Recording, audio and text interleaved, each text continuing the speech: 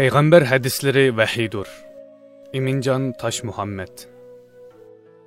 Kur'an ve hadis dinimizni tushunish, shar'iy hukmlarni yakunlashdagi ikki asosiy manba bo'lib, bu ikki angushtar Payg'ambar alayhissalom Hiro g'orida hidoyat nurini topshirib olgan kundan tortib, kunimizgacha bo'lgan 14 asrda har davrdagi musulmonlarning dunyo va oxiratlik saodat uchun hidoyat manbasi, siyosiy va ijtimoiy masalalarni hal qilishdagi ilohiy ko'rsatma bo'lib keldi. Bu jarayonda Yahudi, Nasara, Majusi qatorliq islom dushmanlari Qur'onning e'tiborini tushirish uchun ko'p tirishchanliklarni ko'rsatgan bo'lsa-mu, Allohning muhofazat qilishi, islom ulamolarining shubha va suiqasdlariga vaqtida javob qaytarib kurash qilishi natijasida Qur'on Karim ummat hayotidagi o'chmas nur bo'lib keldi. Albatta, qiyomat kunigacha shundoq bo'ladi. Bevosita hujum qilish bilan Qur'on Karimning nurini o'chirishning mumkin emasligini bilib yetgan sharqshunoslar hadislarning e'tiborini yo'q qilish orqali Qur'onga hujum qilish, shu orqali islom ummatining qayta gullanishiga to'salg'u bo'lmoqchi bo'lib, hadislar va hadis raviylari haqida asossiz shubhalarni tarqitish bilan birga bir turkum o'zini musulmon deydigan, ammo sharqshunoslarning fikri o'ljisiga aylangan kishilarni tarbiyalab chiqdi. Natijada nurg'un kishilar bilib bilmay ularning damiga tushib, 1400 yildan buyon davomlashayotgan islomiy asoslardan va islom ulamolaridan shakllanishga boshladi.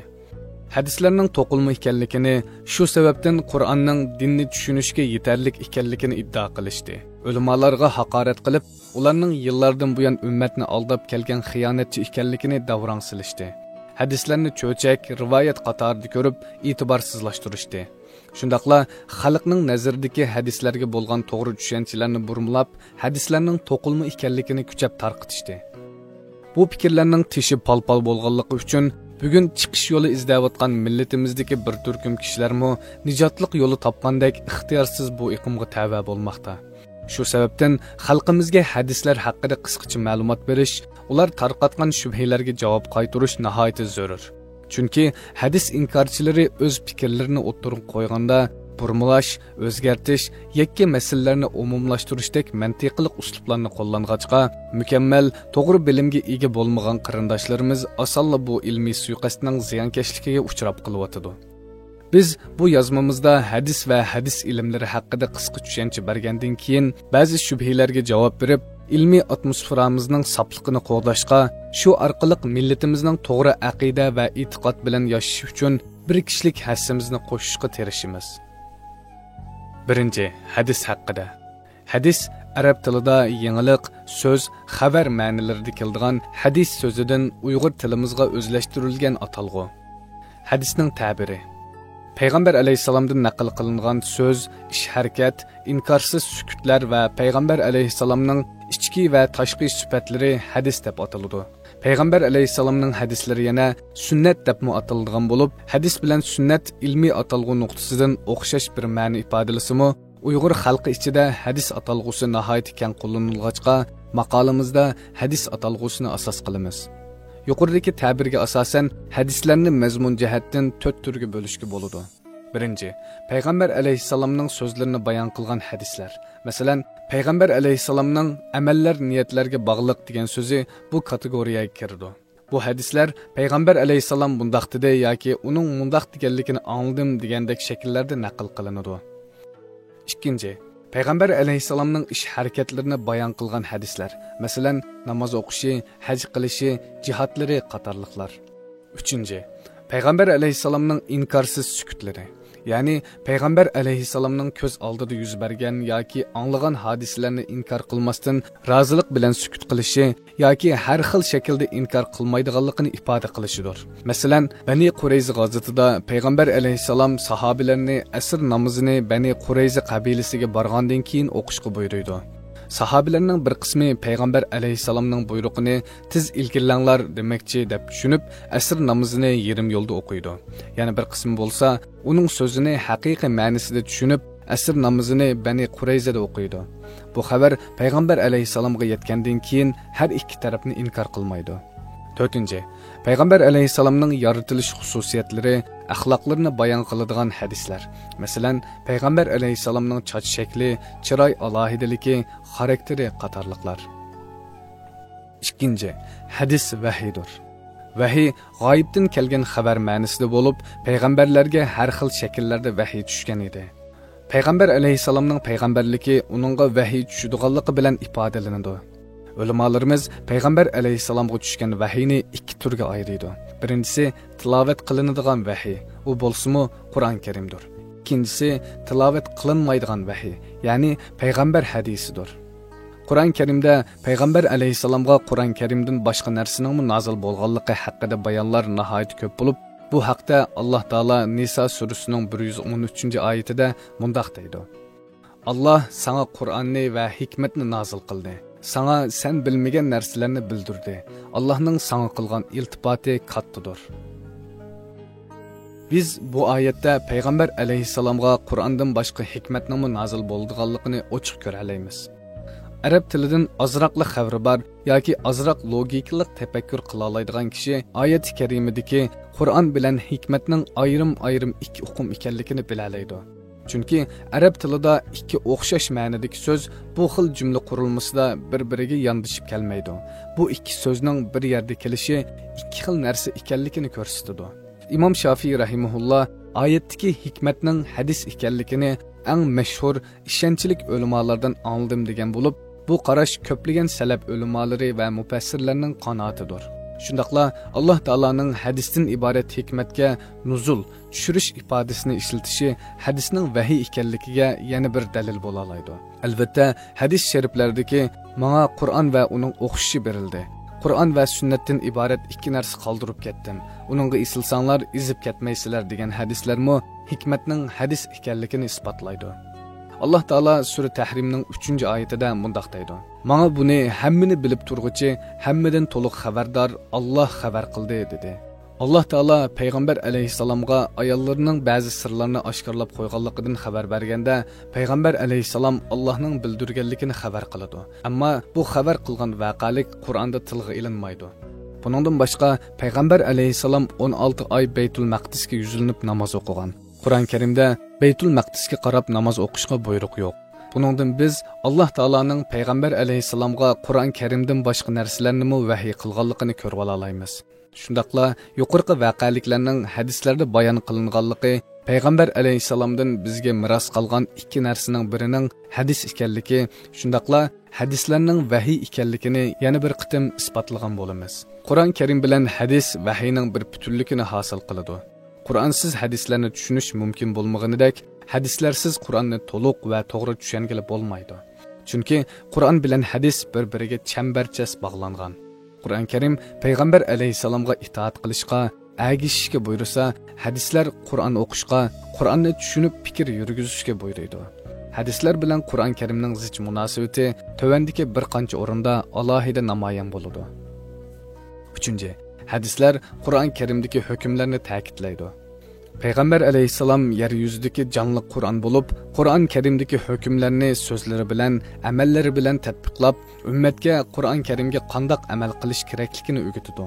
Qur'on Karim bir masala yoki hukmni o'tirib qo'ydi. Bu masala yoki hukmning o'zi hadislarda har xil shaklda bayon qilinadi. Bu xil aloqani moslashish deb ataymiz. Alloh taolo Qur'on Karimda ota-onaga yaxshilik qilishga, jihad qilishga buyurgan bo'lsa, payg'ambar alayhisalom hadislarda jihad qilishga, ota-onaga yaxshilik qilishga buyurdi. Masalan, sura Tavbaning 41-oyatida Alloh yo'lida mollaringlar va jonlaringlar bilan jihad qilinglar degan bo'lsa, payg'ambar alayhisalom hadis sharifda eng afzal amal qaysi deb so'ralganida Allohga iymon etish va Alloh yo'lida jihad qilish deb javob berib, jihadga qiziqtirgan. Shundaqla yana bir tarafdan jang maydonlarida dushmanga qarshi jihad qilgan. Demak, payg'ambar alayhisalom so'zlari va amaliy harakati bilan Qur'on Karimdagi oyatlarni ta'kidlab, real hayotga tatbiqlagan. Balkim ba'zilar Qur'on Karim bilan hadis orasida bu xil moslashish munosabati bo'lsa, Qur'on bilanla kifoyalansak bo'lmamdi deyishi mumkin. Hargiz bo'lmaydi. Chunki hadislarning Qur'on Karimdagi hukmlarni ta'kidlashdan boshqa sharhiylash, mujmalliklarni yoritib berish, Qur'onda bo'lmagan yangi hukmlarni bayon qilish degandek roli bor bo'lib, Qur'on Karimni tushunish hadislardan ayrila olmaydi. Masalan, ma'lum bir kitobni o'quvchi o'zi o'qisa, qisman tushunishi mumkin. Ammo o'qituvchi tushundirsa, qiyin nuqtalarni yoritib bersa, o'quvchi tiximi mukammal tushuna oladi. Shuningdek, Qur'on Karimdagi ba'zi nuqtalarni hadislarsiz tushuna olishimiz mumkin. Ammo hadislarsiz nurg'un yerlarni mukammal tushungili bo'lmaydi. Bu hech kim inkor qila olmaydigan bir haqiqatdir. 4. Hadislar Qur'on Karimning tafsiliy bayonidir. Alloh taolo sura Kahfning 89-oyatida "Sana biz kitobni hamma narsani tushuntirib beradigan qilib nozil qildik" deydi.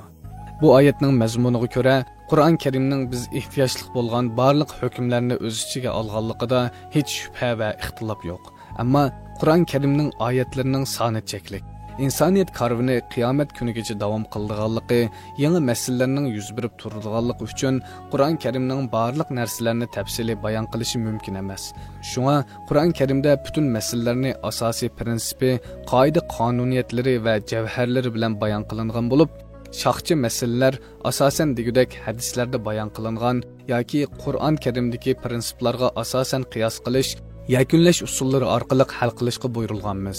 Agar Qur'on Karim barliq tafsilotni o'z ichiga olsa edi, Qur'on Karimni yodlash u yoqda tursin, balki bir Qur'onni yuk mashinalari bilan to'shig'idek darajada hajmi cho'ng bo'lib ketgan bo'ladi. Masalan, Qur'on Karim namoz va ro'zaga o'xshash amallarning tafsilotini zikr qilmagan bo'lib, Allah Taala ularni payg'ambar alayhisalomga topshirgan. Qur'on Karimning boshqa samoviy kitoblaridek bir qitimdila tushmay 23 yilda parcha-parcha tushishidagi hikmatlardan biri payg'ambar alayhisalomning Qur'oniy ahkomlarini hadislari bilan, amaliy hayoti bilan bayon qilib berishidir. Qur'on Karimda faqat namoz o'qishga buyurilgan. Qanday o'qish, qachon o'qish, qancha rakat o'qishga o'xshash tafsilotlar berilmagan. Bu xil tafsilotlarni payg'ambar alayhisalom so'z va amallari bilan ko'rsatgan. Bu haqda payg'ambar alayhisalom "Men qanday namoz o'qigan bo'lsam, shunday o'qinglar" deydi. Uningdan boshqa haj, jihad ahkomlari va hokazolarning hammasi Qur'onda tilga ilingan bo'lsa-mu, tafsiloti, amaliy tatbiqoti hadislarda bayon qilingan. 5. Hadislar Qur'on Karimni tafsirlaydi. Hadislar Qur'on Karimdagi tushunish tas bo'lgan ba'zi so'z va oyatlarni tafsirlaydi. Qur'on Karim eng fasohatlik arab tili bilan tushgan bo'lib, har xil til uslublarini qo'llangan.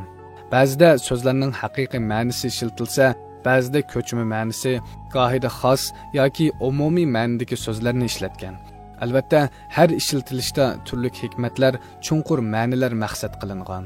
Shundaqla Qur'on Karim nurg'un yangi o'qimdagi atalg'ularni qo'llangan bo'lib, garchi lug'at ma'nosi bilan aloqasi bo'lmasa-mu, u so'zlar yangi atalg'u bo'lganlikdan haqiqiy ma'nosini tushunishda bir tafsirlaguvchiga, oyatlardagi maqsadlarni ichib berguvchiga muhtoj bo'lamiz.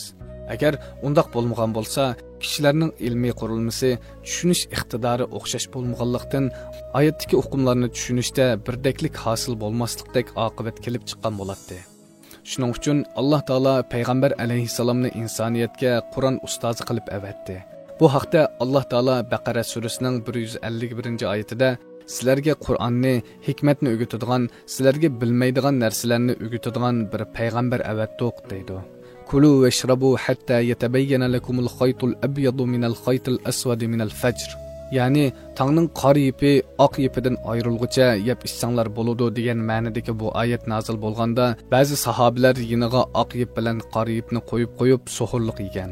Payg'ambar alayhisalom buningdan xabar topgandan keyin mazkur oyatdagi al-khaytul aswad, ya'ni qora ipdan bo'lgan maqsadning kechi qorong'uligi, al-khaytul abyad, ya'ni oq ipning tang yo'rishi ekanligini aytib bergan. Buningdan boshqa hadislarning, oyatlarning tushish sababini bayon qilish, qissalarning tafsilotini bayon qilish, oyat nozil bo'lgan reallikni yo'ritib berish, o'z oldiga shar'iy hukmlarni yo'lga qo'yishdek rollari bordir. Demak, Qur'on bizga yetar shuarini ko'tarib chiqqanlarning iddaosining hech qanday ilmiy asosi yo'q bo'lib, Qur'on bilan kupoyilanish, qarmoqqa Qur'onga ko'ngil bo'lgandek ko'rinsimi, mohiyatda payg'ambar alayhisalomning Qur'onni bayon qilish, o'g'itish rolini inkor qilishdir. Shundaqla Qur'onni payg'ambar ta'limotidan ayirish orqali ma'nosini o'zgartirishga, aqlga bo'ysundirishga urinish harakatidan iboratdir. 6. Hadislar Qur'on Karimga o'xshash Alloh tarafidan qo'g'diriladi. Yuqorida bayon qilingandek, Alloh taolo Qur'ondagi nurg'un hukmlarni payg'ambar alayhisalomning bayon qilishiga topshirgan bo'lg'achqa, Qur'on Karimni tushunish hadislardan ayrila olmaydi. Bu nuqtadan Qur'on bilan hadis vahiyning ma'no butunligini saqlaydi. Alloh taolo Hijr surasining 9-oyatida Biz zikrni nozil qildik va cho'qim uni qo'g'daymiz deydi. Ko'pchilik ulamolarimiz bu oyatdagi zikrdan bo'lgan maqsadning Qur'on bilan hadis ekanligini kuchlantirdi. Bu xil ahvolda hadislarning Alloh tarafidan qo'g'dilganligi oyatda ochiq bayon qilingan bo'ladi. Bir qism ulamolar oyatdagi zikr kalimasining faqat Qur'onni o'z ichiga oladiganligini o'ttirib qo'ydi. Bu ahvolda hadislar Qur'onning ma'nosini ochiqlab berguchi, tafsirlaguchi, tushunish qiyin bo'lgan nuqtalarni yo'g'irtib berguchi tilovat qilinmaydigan vahiy bo'lish sifati bilan yana Allohning Qur'onni qo'g'dash uchun bergan va'dasining ichiga kirdi.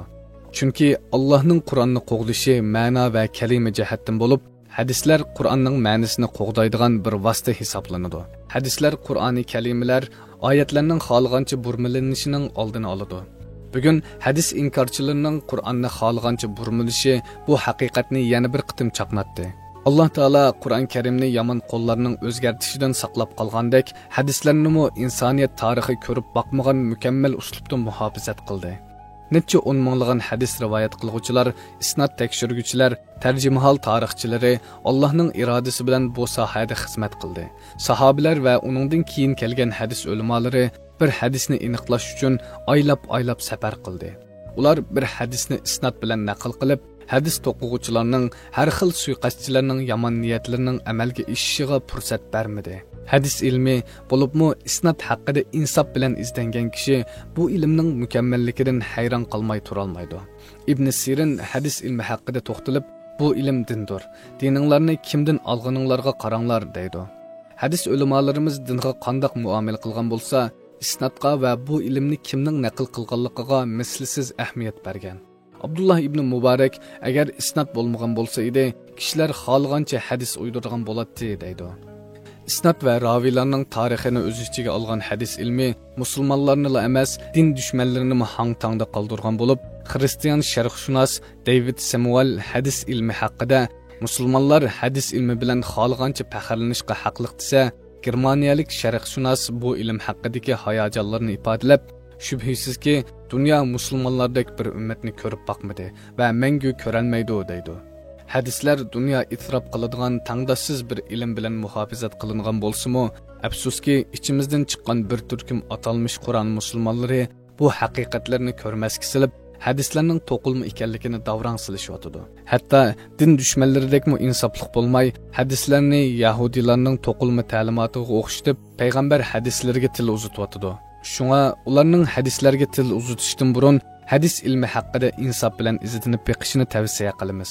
Ishonimizki, ular agar rostlanla insof bilan izlanib baqsa, hadislarning vahiy ekanligini, mislsiz bir shaklda muhofazat qilinganligini, Qur'on Karimni tushunish va hayotimizga tatbiqlashning hadislardan ayrilolmaydiganligini, hadislarning musulmon hayotida kam bo'lsa bo'lmaydigan shar'iy dalil ekanligini his qilgan bo'ladi.